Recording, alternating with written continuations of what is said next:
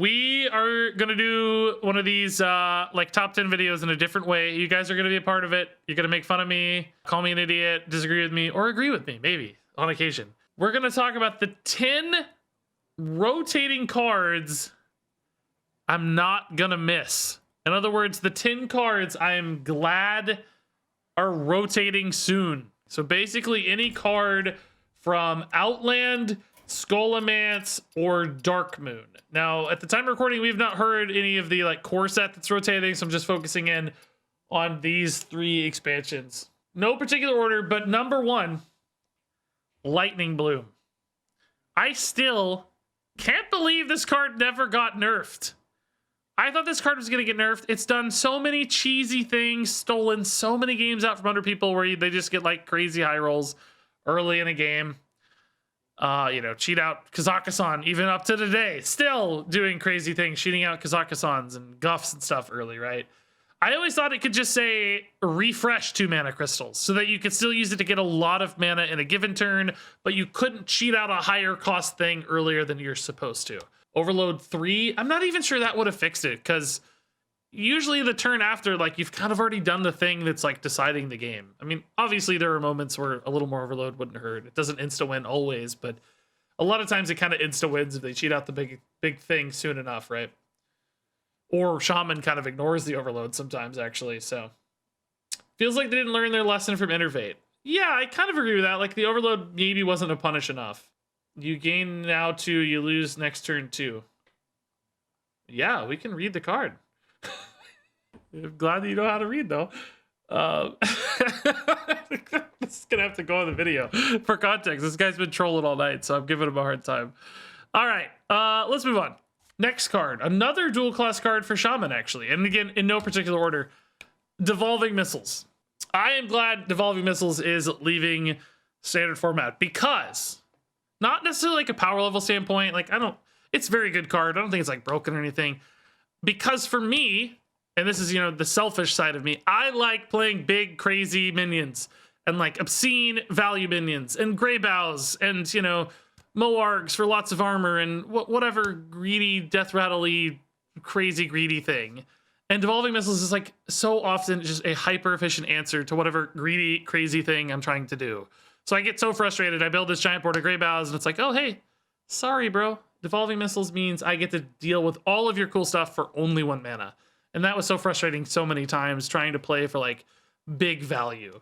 I mean, I think it's important for cards like this to exist, and the RNG aspect of it, you know, keeps the power level in check a little bit because you can kind of play around it to some extent, you know. So there was good design elements to this for sure, and I always thought the art was pretty sick, but nonetheless, I felt like it challenged what I like to do in Hearthstone, right? Like, punishing greed is important, but not that much in Hearthstone because greed isn't usually very good. So I don't want cards that like kind of double down on punishing the greed, if that makes sense. And yeah, hitting it off random generation happened all the time.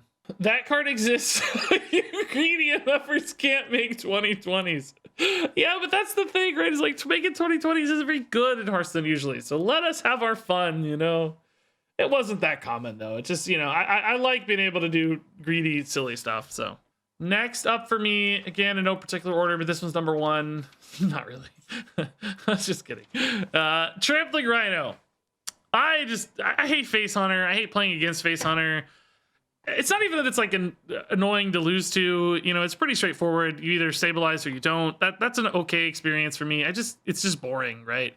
And I felt like Trampling Rhino was too good of a finishing tool for Face Hunter that was good in like both directions, right? Because it resolves both board and still manages to deal face damage.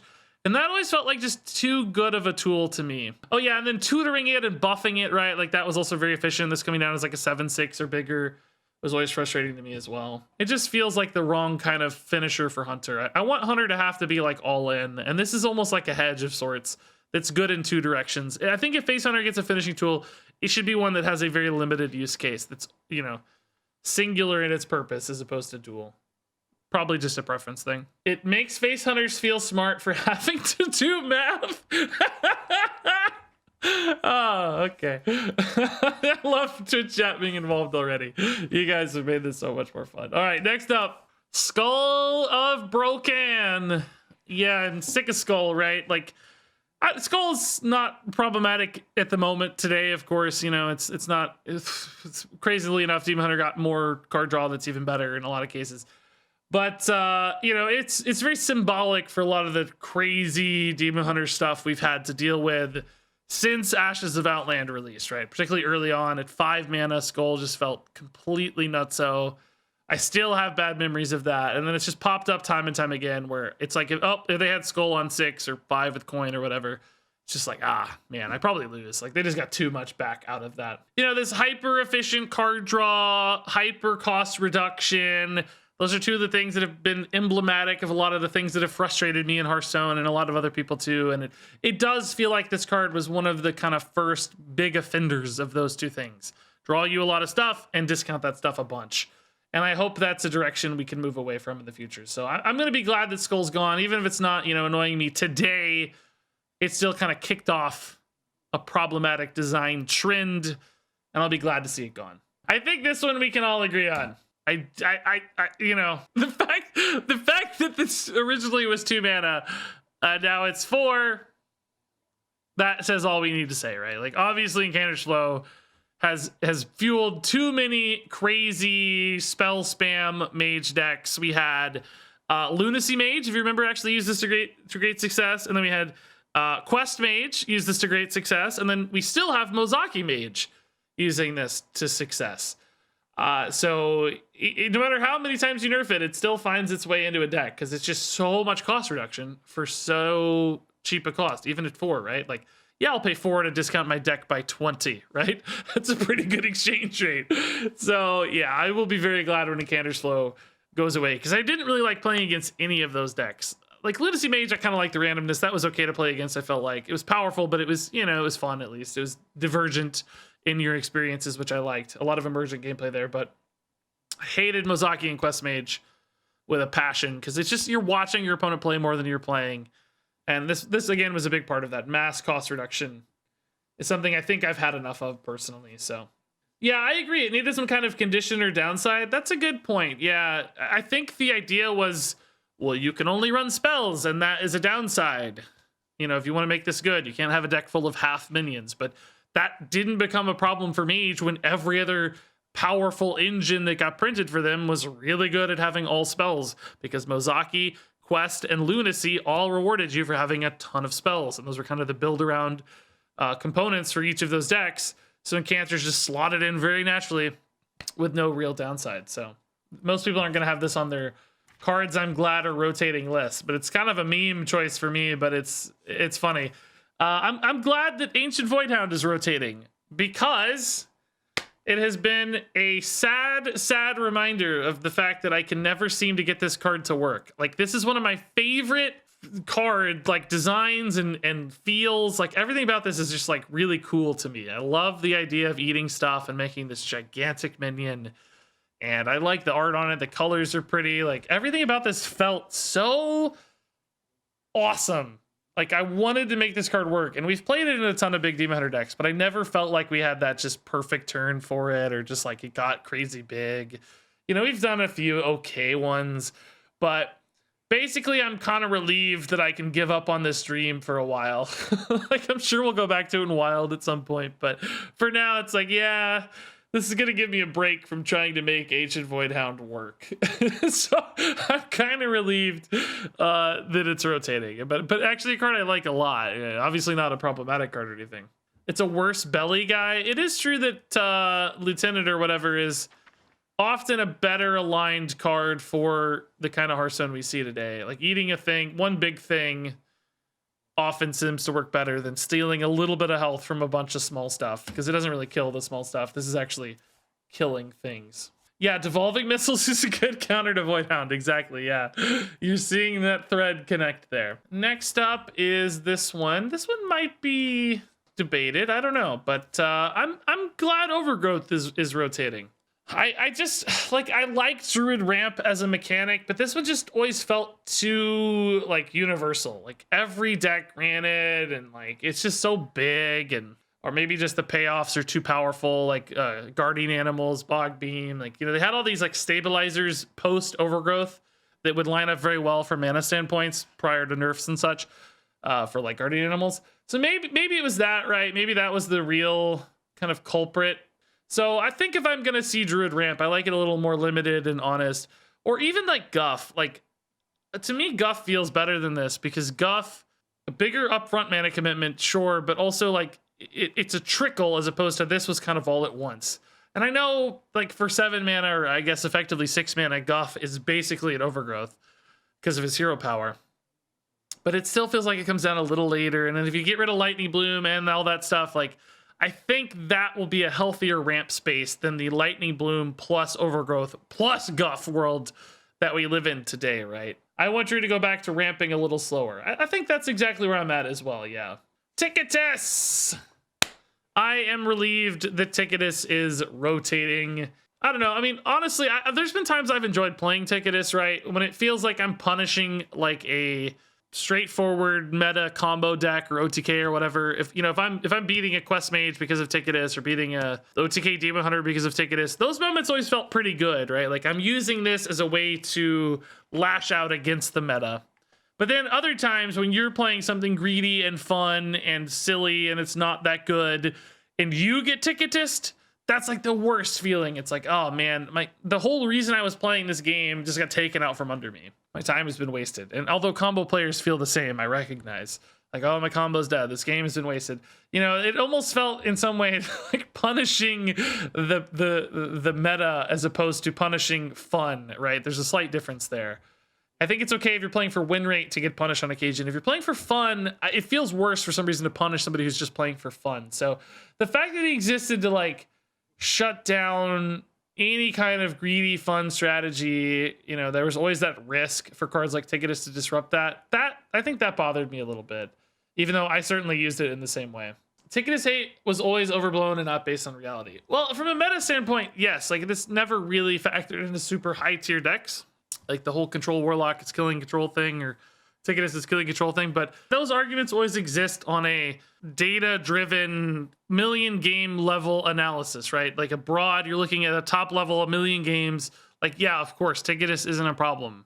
His win rate sucks. Like he's not that popular.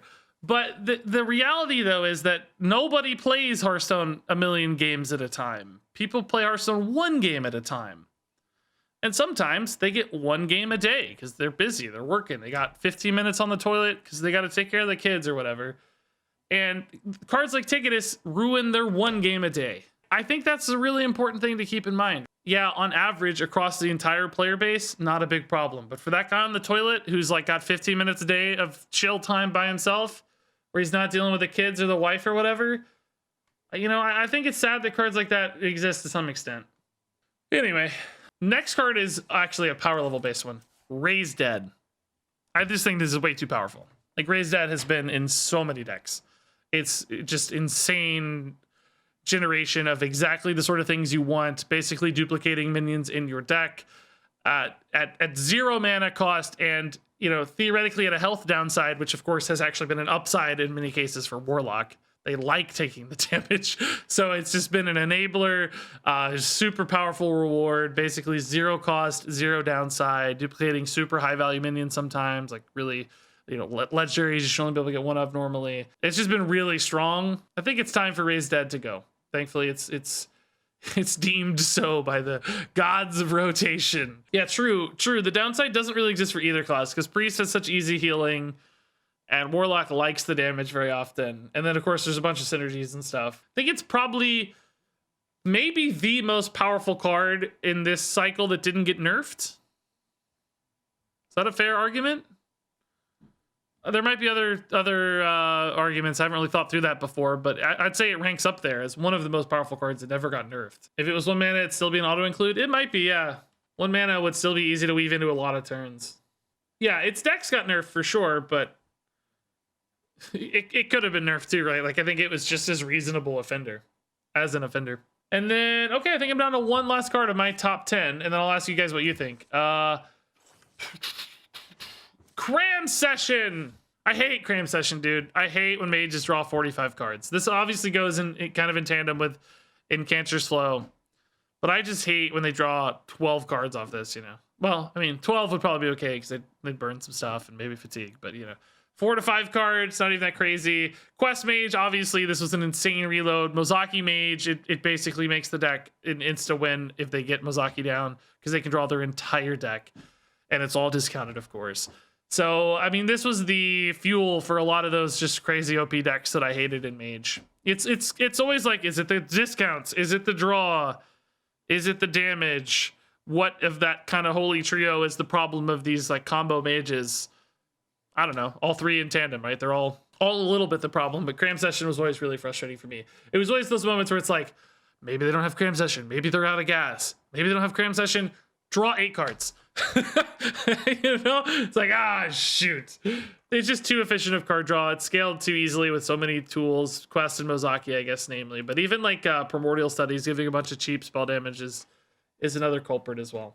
For a long time there, I just didn't play a lot of Mage or make a lot of Mage videos because the good ways to play Mage just weren't exciting to me, which is okay. Not everybody has to fit to every class all the time, but I kind of miss Mage, you know? I was hoping Big Spell would sort of scratch that itch, but I don't think it really got there for me. A lot of big spells feel awkward, the really greedy ones anyway.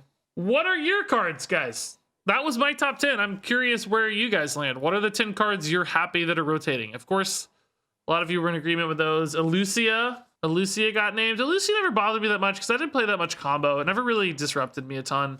It was definitely annoying as an aggro finisher on occasion where they just like dumped your hand, you couldn't respond, but Elucia wasn't a big problem for me personally. I think pros hated Elucia a lot because it was really good against the OTK stuff they like to play. I almost put Kane on the list. Yeah, I thought about Kane a lot. He was kind of representative of the crazy aggro potential of Demon Hunter, the like absurd finishing. He was in consideration. I thought about Librams too, but I don't really hate Librams that much, as much as most people. They're definitely tired. You know, it's time for them to go. They've been good the whole cycle, but they never bothered me that much. Solmir, I thought about Solmir too, but I'm okay with it. It's pretty expensive.